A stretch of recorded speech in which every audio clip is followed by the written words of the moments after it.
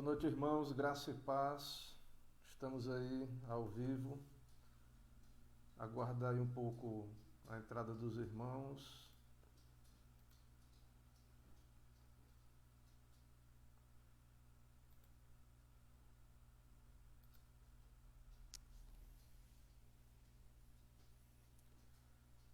Boa noite a todos, a graça e a paz do nosso Senhor e Salvador Jesus Cristo. Amém?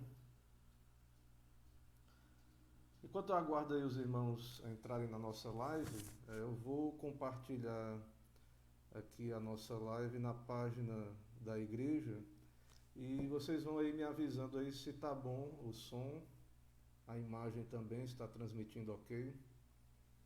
E quem puder compartilhar a nossa live é interessante porque isso acaba ganhando um alcance muito grande aí no Facebook. Então, quem puder curtir, compartilhar, deixar seu comentário, é bem-vindo.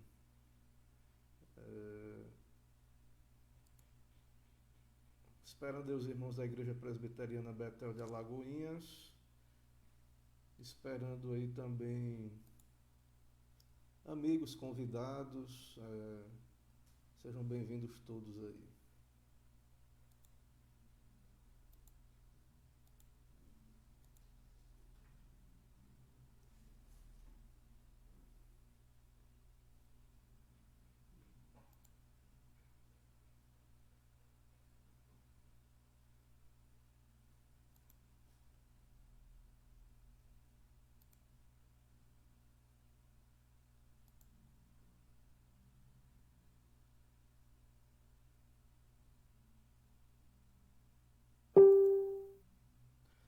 Irmãos, quem puder, os irmãos aí da nossa igreja, por favor, por gentileza, peguem esse link aí da nossa live e coloquem lá no grupo do WhatsApp da igreja, porque eu estou aqui tendo um pouco de dificuldade de pegar o link.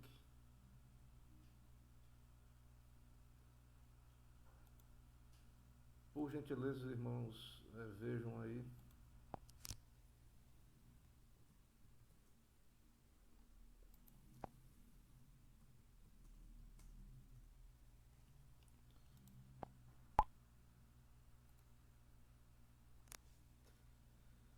Irmãos, então vamos iniciar. Creio que deu tempo aí, alguns minutos aí. Temos alguns irmãos que já entraram. Graça e paz aí, boa noite. Irmã Bia, irmão Del Reis, irmã Carla, irmã Elda. Né, já temos aí alguns irmãos conosco aí. E quero dizer que é um prazer, é uma satisfação estarmos juntos aqui. É um prazer estar ali juntos no culto público pela manhã, os que puderam ir. E também um prazer estar aqui também com os irmãos, estudando aqui a palavra do Senhor. Estou aqui da minha casa, com a família aqui, no sofá, e todo mundo aqui acompanhando também, mas não vão aparecer. Todo mundo aqui resguardado aqui, mas todo mundo acompanhando. E os irmãos também à vontade aí nas suas casas, né? Bem à vontade aí, mas momento sério, né? Apesar de a gente estar mais à vontade do que na comunhão ali na igreja, mas a gente deve nos concentrar e por isso nós vamos orar. Né? Nós vamos orar e pedir a graça do Senhor. O tema desta noite é a doutrina de Deus. Nós vamos começar o segundo capítulo da nossa confissão de fé, que trata do tema de Deus e da Santíssima Trindade, também conhecido essa doutrina como teontologia reformada, doutrina de Deus. Então nós vamos começar a tratar desse assunto aqui, né, na nossa transmissão. Vamos orar então, oremos ao Senhor. Senhor nosso Deus e Pai, bendito, eterno, todo-poderoso, louvado, exaltado, bendito seja o Teu nome em toda a terra. Estamos aqui no Teu dia, separando esse tempo para o Senhor, para a edificação da Tua igreja, para a comunhão aqui, mesmo usando esse meio. E pedimos ao Senhor que abençoe, ó Pai, esse momento. Dá-nos do Teu Espírito, fala a cada coração, continua sustentando e abençoando a tua igreja. E também, ó Pai, pedimos por todos aqueles a quem esse estudo irá chegar, que o Senhor se agrade pela tua bondade em usar esta exposição doutrinária para abençoar vidas e que o nome de Jesus seja exaltado em cada coração. Nos abençoa, fala conosco, nos instrui, também perdoa as nossas faltas, nos santifica. É o que pedimos e oramos em nome de Jesus Cristo. Amém. Meus irmãos, então, vamos começar aqui nossos trabalhos, né? Os irmãos já viram aí nossa aula 9, Doutrina de Deus, Teontologia Reformada. Vamos então aí partir para a nossa exposição. Lembrando que esse é um estudo temático, é um estudo da confissão de fé. Claro que tem Bíblia, né? Nós vamos ver os textos bíblicos, mas aí eu vou mostrar o material porque são a fonte de pesquisa aí, nada aí é só na minha cabeça, né? Mas é um estudo aí da confissão de fé e que nós também temos bons comentários que nos auxiliam. Então aí temos Guia de Estudos da Confissão de Fé, Chad van Dixhoorn. Temos aí esse livro que não tem em português, que, pelo que me consta, é o primeiro comentário da Confissão de Fé publicado, né? Truth, Victory over Error, né? De David Dixon. Né? Não sei falar muito bem inglês aí, depois quem é bom de inglês aí me ajuda aí. Né? Em português não tem. Mas aí aportuguesando seria mais ou menos a vitória da verdade sobre o erro. Né? Um comentário na Confissão de Fé de Westminster. Né? Então temos aí também a Confissão de Fé. Essa aí não pode faltar, né?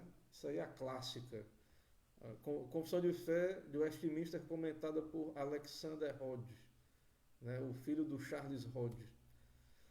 Então vamos aí ler o nosso texto confessional, capítulo 2 da Confissão de Fé, de Deus e da Santíssima Trindade. Eu vou ler, os irmãos acompanham aí no slide aí.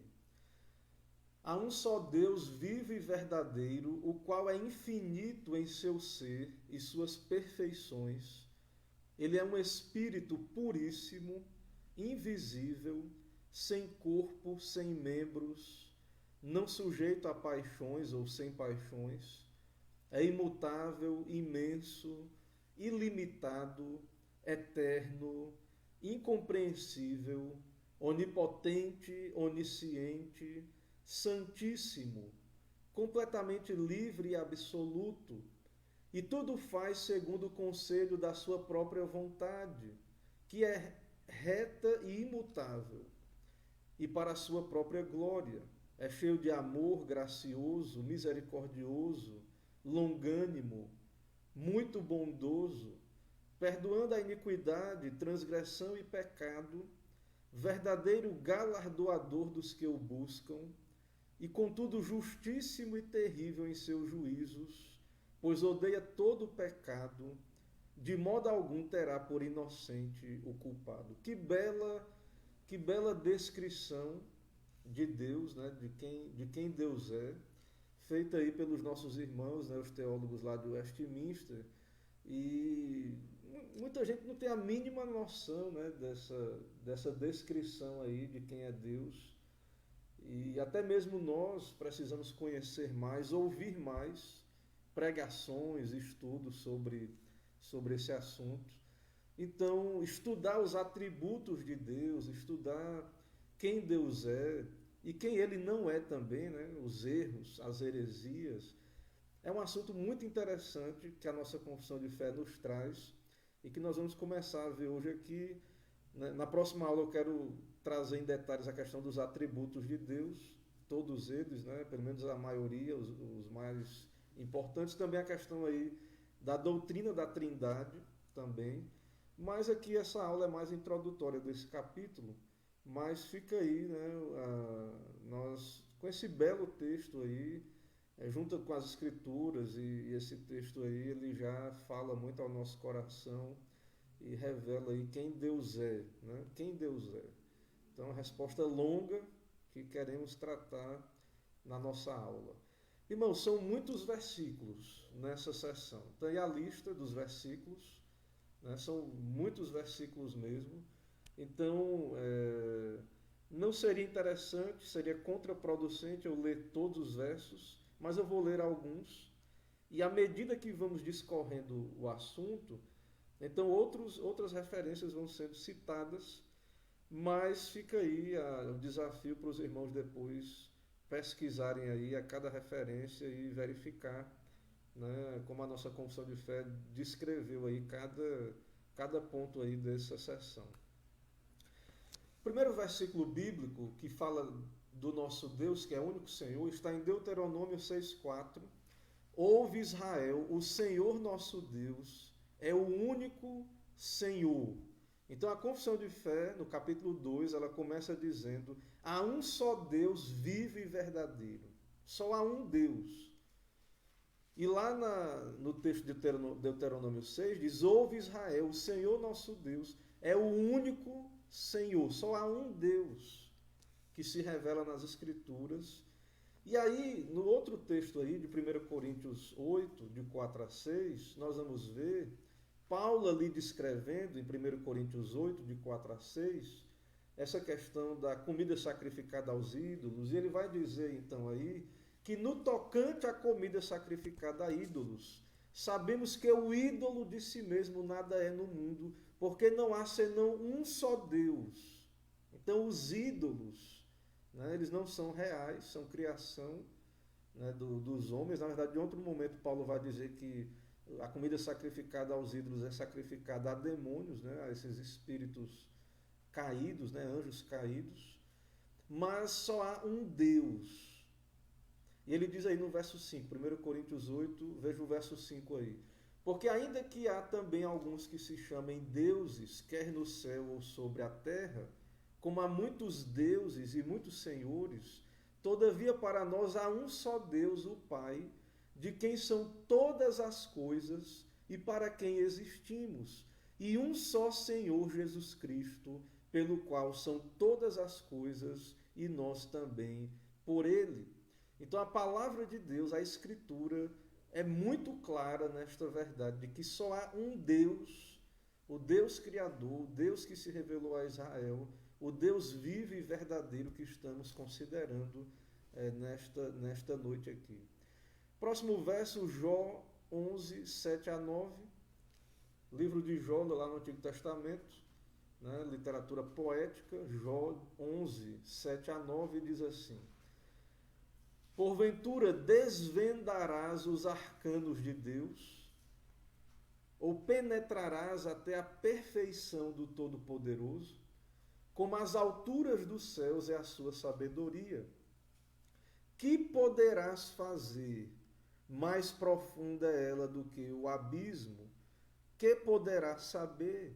A sua medida é mais longa do que a terra e mais larga que o mar. Então Jó, um texto tão antigo, né? Jó, o texto mais antigo ali do Antigo Testamento, pelas pesquisas aí, e nós vemos Jó falando das perfeições do Todo-Poderoso, da sua sabedoria, como é vasta, né, como as alturas do céu, a sua sabedoria, profunda, né, como o abismo, a sua medida mais longa do que a terra. Então, a Bíblia descreve os atributos de Deus, suas perfeições, suas características como absolutas, grandíssimas, né, infinitas. Então, são atributos grandiosos aí do nosso Deus. Jó 26, 14. Jó diz lá no capítulo 26, verso 14: eis que isto são apenas as orlas dos seus caminhos. Tudo isso que temos visto na revelação, né, isso são orlas dos seus caminhos. Que leve sussurro temos ouvido dele. Mas o trovão do seu poder, quem o entenderá? O trovão do poder de Deus, quem o entenderá? Então aí essas referências que temos aí. Vamos ver se algum irmãos, como é que está o som aí, a participação dos irmãos. Eu vou aqui verificar. Né? Lemos aí os versos, vamos ver aí. Irmã Elda, Graça e Paz, Carla Del Reis, como é que está o som aí? Graça e Paz, Irmã Nath, Presbítero Isvanildo, Diácono Valmique, nosso irmão aí, Josenberg Lucena aí, Graça e Paz aí participando conosco nesta noite, Irmã Zuleide, Presbítero Romeu, Irmão Emerson. Pelo jeito, tem alguém falando que não consegue ouvir bem. Se melhorar, vocês me avisam. Né? Se melhorar, aí vocês me avisam. Irmã Núbia, o áudio do pastor está baixo. Então está dizendo que está baixo. Vejam aí se melhora a questão do áudio e me avisem aí para a gente ir caminhando aqui, ok? Vamos seguindo aí, eu aguardo aí o feedback aí, se está melhor o áudio, mas vamos seguindo aqui. Quem é o Deus que se revela a nós, segundo o primeiro capítulo da Confissão de Fé? Quem é esse Deus revelado nas Escrituras? Né? Essa é uma pergunta interessante. Quem é Deus? Né? E quantos deuses há? Nós já vimos aí que só há um Deus, certo? Então, as pessoas chamam deuses, né, os ídolos, mas a verdade é que sabemos pelas Escrituras que só há um Deus, que Jeremias diz aí, é o Deus vivo e verdadeiro. Né? Jeremias 10:10 diz, mas o Senhor é verdadeiramente Deus, Ele é o Deus vivo e o Rei eterno, do seu furor treme a terra e as nações não podem suportar a sua indignação. Então, só há um Deus e esse Deus é o Deus vivo, o Rei eterno, Jeremias diz. Paulo diz em 1 Tessalonicenses 1:9, pois eles mesmos, no tocante a nós, proclamam que repercussão teve o nosso ingresso no vosso meio, e como deixando os ídolos, vos convertestes a Deus, para servirdes o Deus vivo e verdadeiro. Então, a salvação, a conversão, é um abandono dos ídolos para servir o Deus vivo e verdadeiro, certo? Então, só há um Deus revelado nas Escrituras e nós cremos então disto que só há um Deus em toda a terra, né? Em toda a criação, só há um Deus criador. Né? Vamos ver aí se melhorou o som. Parece que melhorou. Então, eu mexi aqui no recurso aqui. Parece que melhorou o som. Ok, maravilha. Então, se melhorou, vamos seguindo aí. Certo? Então, irmãos, o fato de haver só um Deus, de modo algum, isso é uma limitação de Deus. Porque só há um Deus e Ele é o Deus vivo e verdadeiro, o Deus infinito em suas perfeições. Ele possui em si mesmo e de si mesmo todas as perfeições absolutas. Né? Deus possui de si mesmo todas as perfeições absolutas. Perfeições aí, entendam, atributos, características. Então, as perfeições de Deus, a sua bondade, a sua misericórdia, o seu amor, os seus atributos são perfeitos, né? Chamamos aí também de perfeições. Ele possui em relação às criaturas também perfeições relativas, né? Rod fala isso no seu comentário, depois vamos entender melhor, talvez no próximo estudo. Né? Mas, então, a ideia aqui é estudarmos as perfeições de Deus, os atributos de Deus. Há livros, tem um livro que eu quero recomendar, aí a editora Fiel traduziu, né, do nosso autor aí, A.W. Pink, Os Atributos de Deus. O pastor Heber Campos, que é um pastor presbiteriano, ele também tem livros sobre esse assunto. E nas teologias sistemáticas, livros de teologia sistemática, você vai encontrar estudos sobre os atributos de Deus. Então, até eu vi aí que o pastor Paulo Brasil, ele está na igreja dele fazendo uma série de estudos sobre os atributos de Deus. Então, é um tópico, é um tema interessante da teologia que podemos tratar também E há livros maravilhosos, palestras, né, sobre esse tema dos atributos de Deus. Então essa pergunta aí, existe apenas um Deus vivo e verdadeiro? Qual a resposta bíblica? O que cremos? Sim. Então os triteístas estão errados. Quem são os triteístas? Os que sustentam três deuses numericamente distintos, o Pai, o Filho e o Espírito Santo. Os três são um. A Trindade, a doutrina da Trindade. Então, dizer que são três deuses, né, distintos é um erro. São três pessoas em uma essência, certo?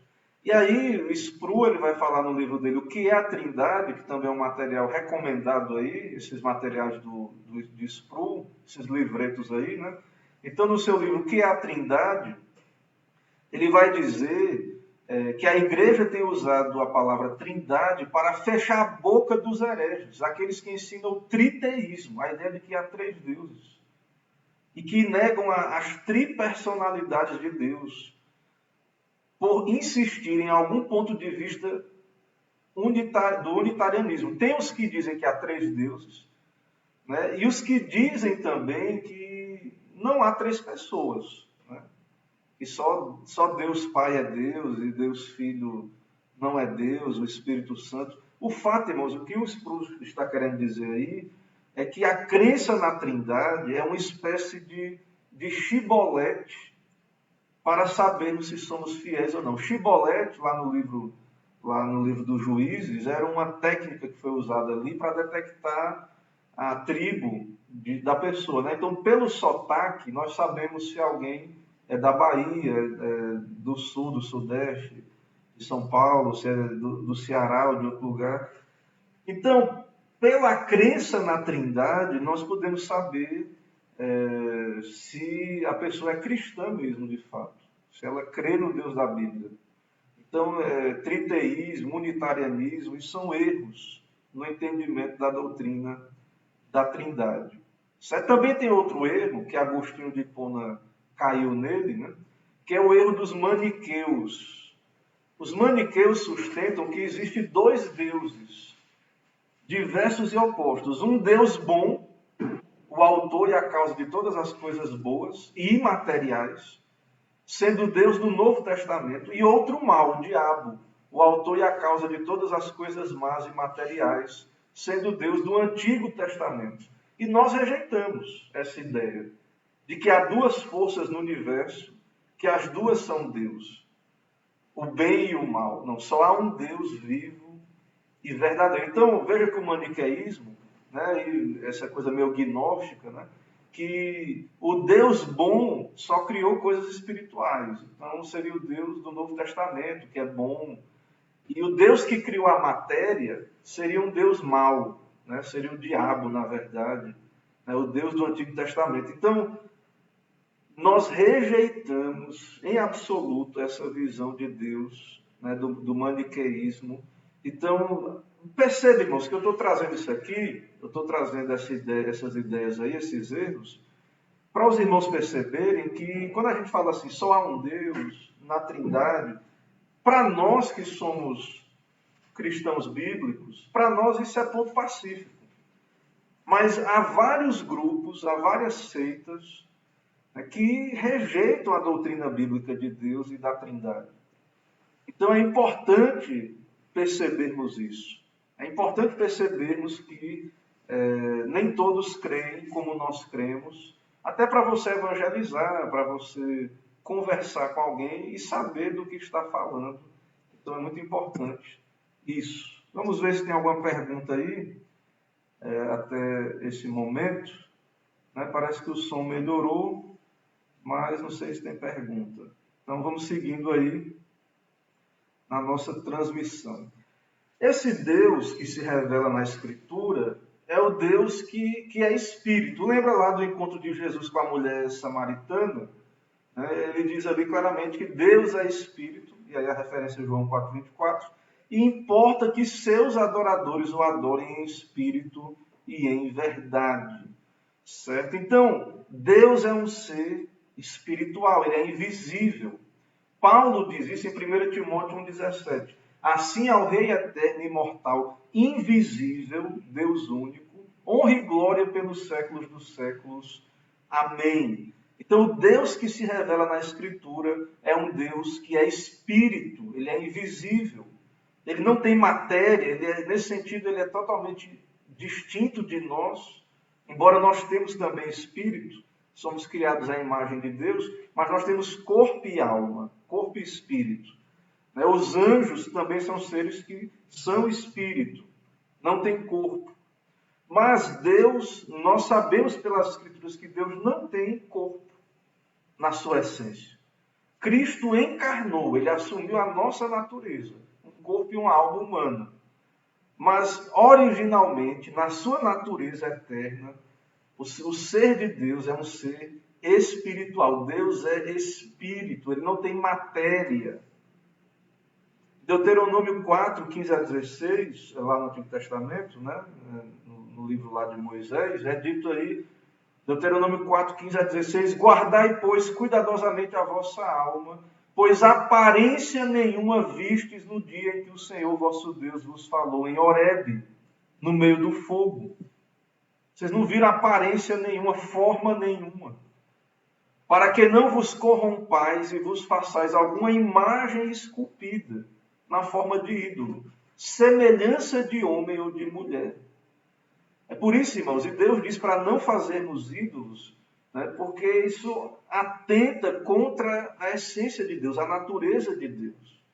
Ele é espírito, ele não tem forma. É claro que você pode dizer, pastor, mas Deus não nos criou a imagem dele? Sim, nós temos a imagem de Deus. Mas essa imagem, de alguma maneira, né, embora talvez o corpo, há um debate aí na teologia, na academia, se o corpo reflete também a imagem de Deus, mas o fato, irmãos, é que Deus não tem corpo.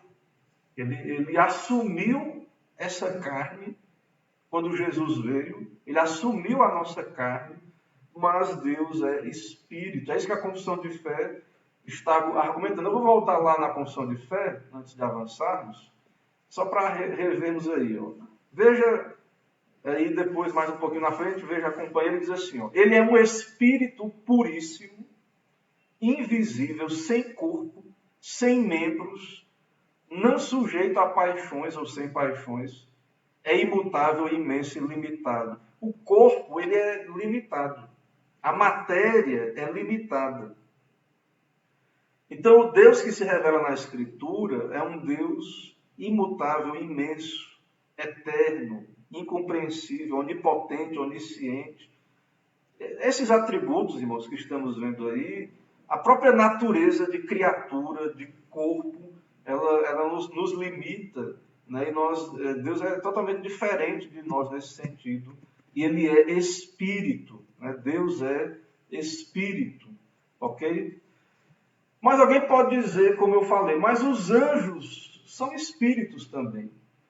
Será que a única diferença de criador para criatura é que Deus é espírito e nós não? E nós também temos um espírito, né? Embora um espírito dentro do corpo. E aí, em Atos, a confissão de fé cita em Atos 14, de 11 a 15, tem um episódio em que Paulo é quase idolatrado ali, né? Paulo evita a idolatria. Paulo e Barnabé, né? Vejam aí, Atos 14, de 11 a 15.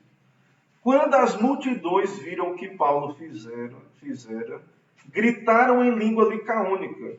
Os deuses em forma de homens baixaram até nós. Aquele povo idólatra, pagão, viram os milagres ali, né, curas que os apóstolos operavam, e diziam, esses homens são Deus na terra, são deuses. A Barnabé chamavam Júpiter e a Paulo Mercúrio. Eles eram pagãos, né? Tinha um panteão de deuses, porque para este o principal portador da palavra. Né? Então Paulo era Mercúrio porque ele levava a mensagem. Esse deus Mercúrio aí, da mitologia lá, ele era um mensageiro, né, dos deuses, né, de Júpiter. O sacerdote e tinha um templo de Júpiter lá naquele lugar lá. Né? Aí o sacerdote de Júpiter, cujo templo estava em frente da cidade, trazendo para junto das portas touros e grinaldas, queria sacrificar juntamente com as multidões. Queriam prestar um culto a Paulo, a Barnabé, pensando que eram deuses. Porém, ouvindo isso, os apóstolos Barnabé e Paulo, rasgando as suas vestes, saltaram para o meio da multidão, clamando: Senhores, por que fazeis isto? Agora vem o interessante aí para o nosso estudo. Nós também somos homens como vós, sujeitos aos mesmos sentimentos, e vos anunciamos o Evangelho, para que destas coisas vãs vos convertais ao Deus vivo, que fez o céu, a terra, o mar e tudo que há neles. Então, quando Paulo diz, nós somos homens como vós, sujeitos aos mesmos sentimentos, ele está dizendo, nós não somos deuses. Nós somos criaturas, nós somos homens como vós. Nós temos paixões, sentimentos. Ou seja, nós somos distintos de Deus, diferentes de Deus. Não somos deuses. Há um sentido figurado que a Bíblia diz, né, sois deuses. E Jesus até usa essa ideia, né? Porque o pessoal disse que ele blasfemou quando ele disse que era filho de Deus. E aí Jesus cita o Antigo Testamento dizendo que até nós que recebemos a palavra, a Bíblia diz, sois deuses. Né? Mas, irmãos, nesse sentido aí, né, não. Né? Há um sentido em que somos a imagem de Deus, podemos ser feitos filhos de Deus, regenerados, salvos pela graça, mas só Deus é esse Espírito puríssimo, invisível, né, sem membros, sem paixões. Né, ele não é levado de um lado por outro por paixões. Né, até mesmo a sua ira santa, que se levanta contra o mal, né, não é algo semelhante à nossa, mas é algo diferente. E até difícil para nós entendermos, né, plenamente como é isso. Mas o fato é que ele é totalmente outro. Então, existem grandes diferenças entre criador e criatura. Existem grandes diferenças. Deus é imutável e nele não pode existir variação ou sombra de mudança. Tiago 1,17. Nós mudamos a todo momento, né? Nós estamos nos desenvolvendo, aprendendo. Então Deus ele não muda, o conhecimento ele já tem tudo, do princípio ao fim. Então ele não cresce em conhecimento. Deus é totalmente imutável, soberano. O profeta Malaquias registrou também que Deus não muda, Malaquias 3,6. Deus é imenso, ele enche todas as coisas, está presente em todo lugar. Deus está em todo lugar, né? Ele não pode ter partes, membros, ele enche todo lugar, ele é infinito. E ele nos sonda, nos conhece, ele nos vê, né? Porque ele está em todo lugar. Ele é o rei dos séculos, o que equivale a dizer que é eterno. Essa questão de Deus estar em todo lugar tem a ver também com o tempo. Nunca houve um tempo em que Deus não existisse. Então ele sempre existiu, sempre existirá e está em toda parte. Deus é amor. 1 João 4, 8 e 16. Enfim, irmãos, tudo isso que temos visto, estudando a nossa confissão de fé e os textos bíblicos, é que Deus é conhecível. Ele revela a si mesmo. Alguém pode conhecer a Deus, explicar a Deus? Segundo a palavra, segundo a sua revelação, sim. Mas o nosso conhecimento é limitado. Então, quando estudamos os atributos de Deus, quando estudamos na Bíblia quem Deus é, aprendemos, há um conteúdo que podemos aprender, mas também isso nos humilha. Conhecer a Deus, conhecer quem Deus é, nos humilha, porque nós temos que admitir que este Deus que se revela na Escritura, ele é incompreensível também. Ele é conhecível, né, mas num sentido profundo, ele é incompreensível, porque ele é infinito e nós somos finitos. Então isso é muito importante para nós entendermos este fato aí e compreendermos bem estas coisas. Certo? O panteísmo mistura Deus com o mundo e identifica Deus com as leis da natureza, da ordem, da beleza, da criação. Né? Então Deus ele está em tudo, ele é tudo, não há uma separação do panteísmo entre Deus e a criação. Nós pregamos que Deus é infinito, Ele está em todo lugar, mas Ele é diferente da criatura. Ele é distinto da criatura. Mas o panteísmo não. Deus, né, ele está em tudo. Ele é a essência das coisas, está misturado com as coisas. E para o panteísmo, Deus não é uma pessoa. Né? É muito parecido com aquela ideia da força, né, de Guerra nas Estrelas, que está em todo lugar, aquela força que permeia tudo. Mas não é um ser pessoal aquela força. Não, o Deus, essa força que é o Deus Todo-Poderoso, ele é uma pessoa. Na verdade, é um Deus que é um Deus que subsiste em 3 pessoas distintas, Pai, Filho e Espírito Santo. E esse Deus é totalmente distinto da criação. O Deus que se revela nas Escrituras nos é descrito como um espírito pessoal distinto do mundo. Então Deus não está misturado, como o panteísmo diz, com o mundo. Por espírito queremos dizer, né, o sujeito a quem pertencem os atributos de inteligência, emoção, vontade, como propriedades ativas. Então essa questão da emoção aí, né, é um assunto mais delicado em tudo aí, a gente, não sei se vai dar para a gente se aprofundar nessa questão aqui agora, mas o fato é que quando a gente pensa em uma personalidade, né, um ser pessoal, nós pensamos em alguém que tem atributos de inteligência, vontade, né, emoção no sentido de que ele se inclina a fazer aquilo que a sua mente quer, entende ser o melhor e ele é inclinado para aquilo que é bom, para aquilo que é justo. Então, todos os argumentos, Rod vai dizer no seu comentário, todos os argumentos, até mesmo filosóficos, para a existência de Deus, como o argumento da causa primeira, o argumento do senso da responsabilidade moral, todos esses argumentos apontam para um Deus pessoal, certo? Então, as pessoas saberem que há certo e errado, a consciência, saber que vai haver um tribunal, aponta para o fato de que há um legislador. A questão da criação, há um arquiteto, né, há uma mente, um designer por trás da criação. Então, todos os argumentos aí vão apontar para o fato de que Deus, o Deus das Escrituras, o Deus que se revela é um Deus pessoal, não impessoal, mas um Deus pessoal. Certo? Deus, portanto, possui propriedades que pertencem ao que é espiritual. Né? E com isso, então, essencialmente, na essência de Deus, nós negamos propriedades da matéria, tais como membros físicos. Né? Então, nós negamos... Tem seitas aí que diz que Deus tem um corpo, né?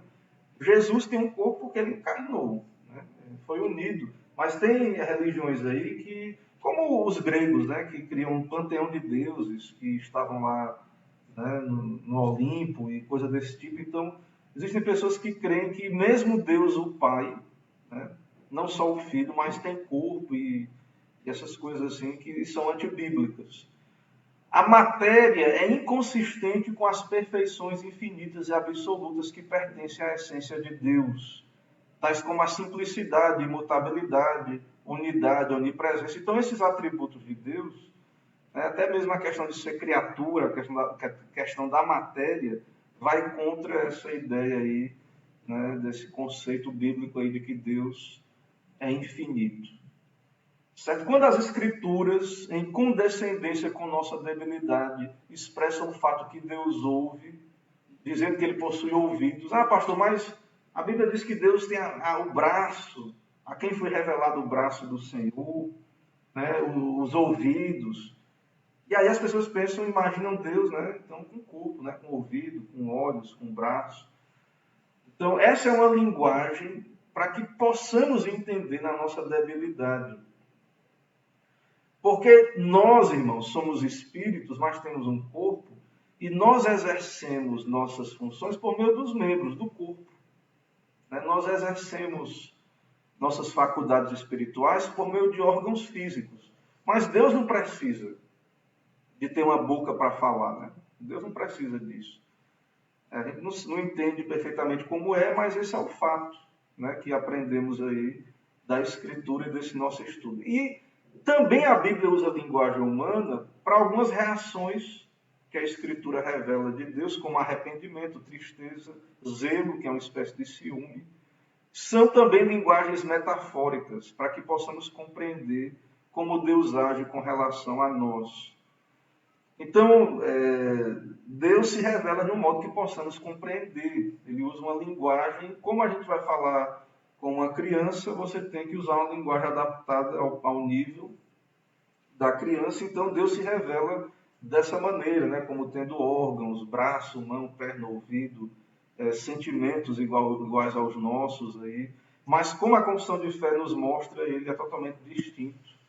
Né? O Deus, estamos tratando da questão da essência de Deus, né? Especialmente. Claro que as pessoas, né? Todas compartilham desses atributos. Ok? Antes de ir para aqui para as conclusões, vamos ver se tem perguntas dos irmãos aí lá no nosso WhatsApp.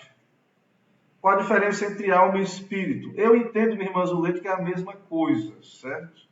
É só duas palavras para citar a mesma coisa. Então, é outro tema, é um tema da antropologia. Existem pessoas que são tricotomistas, acho que esse é o nome, tricotomistas, que eles creem que o ser humano é composto de corpo, alma e espírito. Mas eu creio que espírito e alma são sinônimos, certo? Então, eu não vejo diferença. Às vezes a gente usa as palavras assim, pode parecer que é diferente, mas eu entendo que é a mesma coisa.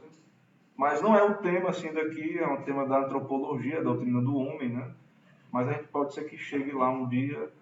Mas respondendo à irmã aí, eu creio que é a mesma coisa, alma e espírito. Né? Ou seja, no meu entendimento, para a irmã entender, o ser humano é composto de duas partes, uma material e uma espiritual, uma invisível, né? Que nós chamamos de alma ou espírito, certo? Há uma parte material no homem e uma imaterial. Então a alma, espírito, não tem matéria, ninguém vê. Né? Quando chega a hora da morte, o espírito sai do corpo, ninguém... O pessoal diz que vê espírito, né? Que vê o espírito saindo do corpo e voltando, mas o fato é que isso não tem base, até mesmo... não pode ser visto aí em laboratório, a ciência mesmo nega a existência do espírito, justamente porque não pode ser visto. Né? Justamente por isso que a ciência nega a ideia de alma, de Deus. Então Deus não existe porque para eles só creem na matéria. Né? Então nós temos essa parte imaterial que chamamos de alma ou espírito. Irmã Erlaine, pastor, sabendo que Jesus Cristo se fez carne, é correto utilizar representações de Jesus, por exemplo, em pinturas, posts na internet, livros, etc. Então, Jesus ele se fez carne, mas ele continua sendo Deus. Né? Houve uma união, mas não a mistura das naturezas. E ele é Deus. E o mandamento é para não fazer imagem de Deus. Então, eu entendo, a nossa confissão de fé também, os catecismos, na verdade, expõem assim, que Deus não quer, o Deus que se revela na Escritura, ele não quer que usemos dessas figuras para o culto, ou até mesmo para de fins didáticos, né? Porque alguns dizem, não é para o culto, ninguém vai adorar essas imagens de Jesus e tal, mas é só para ensinar crianças, né? Eu entendo que isso vai contra o mandamento e contra aquilo que estamos aprendendo sobre Deus. Então, não tem como você representar Jesus em uma figura. Né? Não tem, a figura ela é infiel. Né? E o mandamento é claro também. O Senhor nos diz para não fazermos imagens. Né? Então é um outro tema interessante, que não é o tema aqui especificamente da nossa aula, mas é uma pergunta boa. Eu entendo que não é correto, né, o uso dessas figuras, dessas imagens, né, para fins didáticos, porque Deus é espírito, como Jesus disse à mulher samaritana, e importa que os seus adoradores o adorem em espírito e em verdade, certo? Então, de modo algum, eu entendo que é interessante confeccionar ou criar imagens. A gente é de uma geração muito visual, né? Muito audiovisual. Então, a gente gosta de ver as coisas e tudo. Só que nós queremos servir ao Senhor, agradar ao Senhor, fazer aquilo que é bíblico. né? E nós cremos na obra do Espírito Santo. Então, o Espírito Santo, pela pregação, ele vai revelar Cristo aos corações. Não precisa de imagem, né? Na verdade, a imagem, como estamos argumentando, é antibíblico e é contraproducente, né? O uso de imagens. E isso é incredulidade, é não crer que Deus pode, pela palavra e pelo Espírito, operar no coração de crianças ou de pessoas mais simples, né, no conhecimento. Então, essa questão de fim didático, não concordo com isso aí. E essa é a posição clássica presbiteriana, certo? Essa é a posição clássica da confissão de fé e dos catecismos. Irmãos, tudo isso que estamos vendo aqui, né, e aí vamos fazendo as perguntas, porque eu não posso fazer uma aula muito grande, né, e daqui a pouco a gente já está encerrando aí nosso conteúdo. Para dividir, eu vou continuar tratando ainda desse capítulo. Então, a ideia aqui é a gente ir aos poucos, né? Não querer transmitir todo o conteúdo em um encontro só. Mas a gente não tem pressa nenhuma aqui na nossa classe, na nossa escola bíblica aqui, não tem pressa nenhuma, a gente vai devagar mesmo. Então, vão estudando. À medida que eu estou dando essas aulas, pesquisem outros livros, tragam perguntas, fiquem à vontade para participar, certo? Então, esse Deus que se revela na Escritura é boa nova para pecadores. Esse Deus, irmãos, é linda a descrição aí da confissão de fé e os atributos mais enfatizados, segundo o Chad aqui, nesse livro, os atributos que os puritanos mais enfatizavam em Deus eram o amor, a bondade. Né? Há livros falando sobre a bondade de Deus, né? Algo maravilhoso. Então, há uma ênfase aí em que esse Deus é cheio de amor, gracioso, misericordioso, longânimo, muito bondoso, perdoando a iniquidade, transgressão e pecado, galardoador dos que o buscam. Vai falar depois da justiça, do que ele pune o pecado, mas há um peso, há uma ênfase nesse Deus da Escritura. Ele é um Deus de amor. Então, Lutero teve aquela dificuldade porque ele entendia Deus só da perspectiva do juiz terrível, né? Ele tinha medo da justiça de Deus. E claro, é claro que Deus é temível mesmo, né? É ocasião de temer, é um Deus santo que pune o pecado.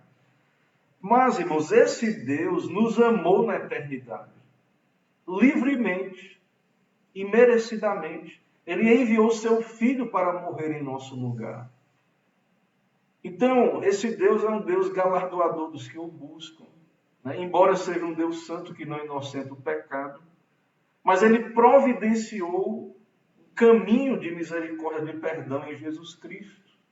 Então, esse Deus é um Deus cheio de perfeições, né? Cristo também é Deus, a segunda pessoa da Trindade, né? Da divindade, né? Deus, o Espírito Santo. Então, esse Deus trino, esse Deus único, né? Esse Deus vivo e verdadeiro, né? Essa mensagem sobre Deus é boa nova. Então, nos nossos sermões, nos nossos estudos, na nossa leitura, nós devemos, irmãos, desejar conhecer o Deus da Bíblia, porque o povo, nosso país é cristão, como alguém já disse, mas o nosso povo é muito ignorante sobre quem é Deus. Algo básico, algo simples, né? Algo aqui introdutório, né? Algo que as crianças deveriam ser ensinadas desde sempre, quem é Deus, né? Ser instruídas. Mas as pessoas escarnecem, né? Zombam de Deus, que na verdade não conhecem a Bíblia, não conhecem o Deus que se revela na Bíblia. E nós precisamos pregar esse Deus, e para isso precisamos conhecer quem é Deus. Então, nessa primeira aula aqui, né, o meu propósito foi esse, a gente introduzir esse assunto, né, que vamos aí continuar tratando dele. E aí eu trouxe vários apontamentos aí, eu espero que tenha sido proveitoso, né, e que seja um pontapé inicial aí nesse segundo capítulo da Confissão de Fé, que a gente possa estar junto aí estudando e aprendendo deste assunto bendito, né? Então, é muito bom estudar a teologia, conhecer a Deus, os atributos de Deus, é algo interessante. Eu vou deixar aí na tela aí a confissão de fé, né, o capítulo 2, seção 1, e ver se tem mais alguma participação, né, dos irmãos aí. Muito boa explicação, etc. Pelo que eu estou vendo aqui, não há mais nenhuma participação, nenhuma pergunta. Irmãos, louvado seja Deus, né, pela nossa classe aqui. Quero bem dizer ao Senhor pela participação dos irmãos, dos convidados aí, né, todos os nossos irmãos, amigos e convidados. Quero dizer aos irmãos que essa semana, pelo que consta aí, ainda não vai ser o início do lockdown aqui da cidade de Alagoinhas. Parece que isso vai ser adiado para poder a região se preparar. Então, com isso, nós estaremos terça-feira na nossa reunião de oração, quinta no nosso estudo, na igreja, com toda a cautela, todo o cuidado, né? Estejamos orando e nos preparando aí para a possibilidade desse lockdown aí. Não sabemos quais serão as regras, né, que serão implantadas aí. Então, fiquemos atentos aí quanto a isso. Certo? Eu quero dizer que é uma satisfação estarmos aqui, né? E aguardo aí a participação dos irmãos, o apoio, as orações, dúvidas, perguntas, contribuições. O irmão